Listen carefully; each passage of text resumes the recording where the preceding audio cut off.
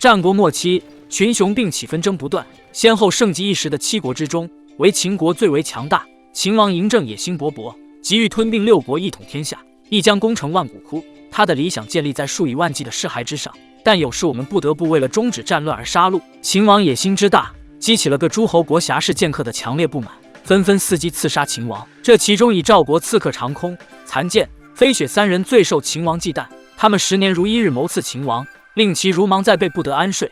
为防刺客，秦王清空大殿，力求一目了然，并下令任何人不得近身100步之内，同时颁布法令，若有除掉这3名刺客的能者，便可封官加帛，享荣华富贵，上殿近身同秦王对弈。终于，一个自称无名的剑客了却了秦王多年来的忧患，一举歼灭了长空、残剑和飞雪3人，带着信物凭证来到秦王宫殿。秦国丞相查验了信物，高呼：“我王可高枕无忧矣。”众臣闻言纷纷跪拜贺喜。无名拾阶而上，到了大殿前，有内士数人将其团团围住，验过正身后才准他进入大殿。无名停在秦王100步之外。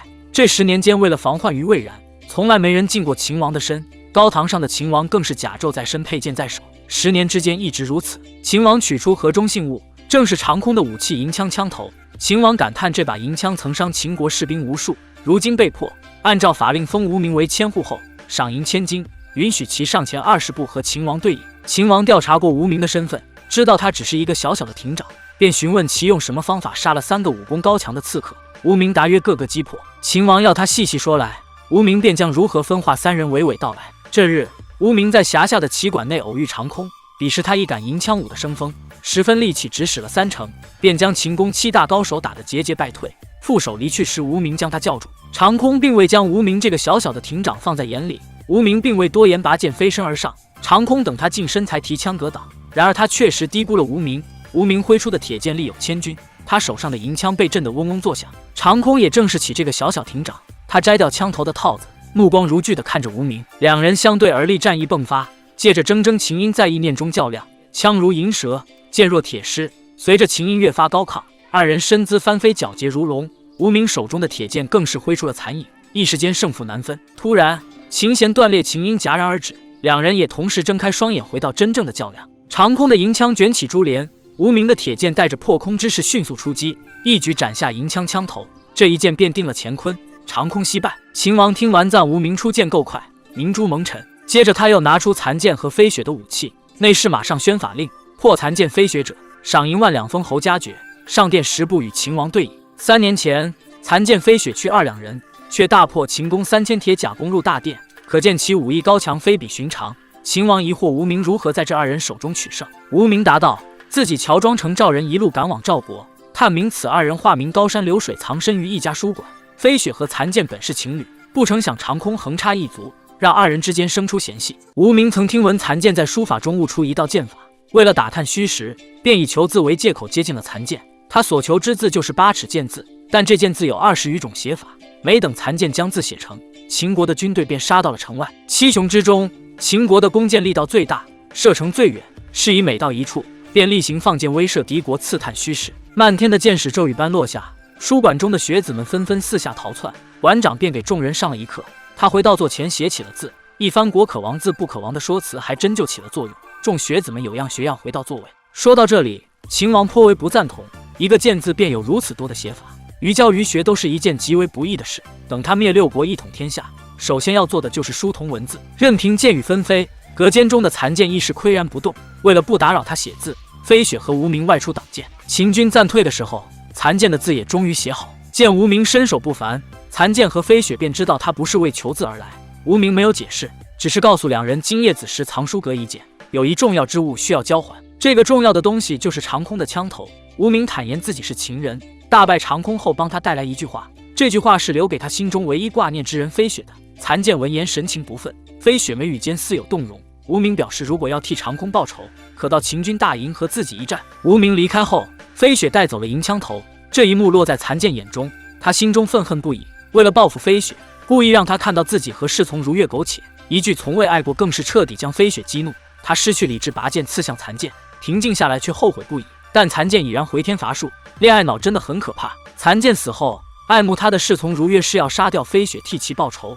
飞雪起初不愿和如月动手，怀抱仇恨的如月却没打算轻易罢休，见他步步紧逼，飞雪送出一剑了结了如月。之后便是和无名的一战，飞雪因为心绪不宁，方寸大乱，最终败在了无名剑下。无名的故事讲完了，任谁听来都合情合理，但他将秦王想得太简单。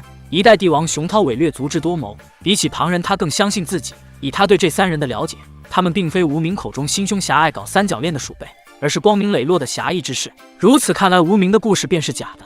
事情的真相，秦王也有自己的猜测。他断定为合谋行刺自己，长空和无名做了个局，引秦宫高手做人证，自愿败于无名剑下。秦王好奇的是，如果真是如此，无名又是以何过人之处取得长空的信任，让他这样骄傲的人甘愿当踏脚石？除非他有一绝招无人能及，而这一绝招首先得进了秦王的身，且至少要在10步之内。这也就是为什么无名又找到了残剑和飞雪。两人见识过无名的快剑后，决定助他一臂之力，于是他们便像无名所说的那样，配合他演了一出戏。他们心知肚明，无论谁到秦军营地决战都必死无疑。飞雪为了让残剑活下去，刺伤了他，只身前往迎战，最后甘愿死在无名剑下。和残剑的一战，应当也是在意念之中点到为止，人不离人，剑不离剑，二人殉情而死，只留侍从如月将各自佩剑交给无名。在秦王看来，他们三人将性命托付给无名，就是为了让他上殿10步刺杀自己。此等舍身取义之举，他虽为王，却自愧不如。秦王询问无名身世，无名坦言自己是赵人，早年间家人死于秦军之手，后来流落秦国，被秦人收养。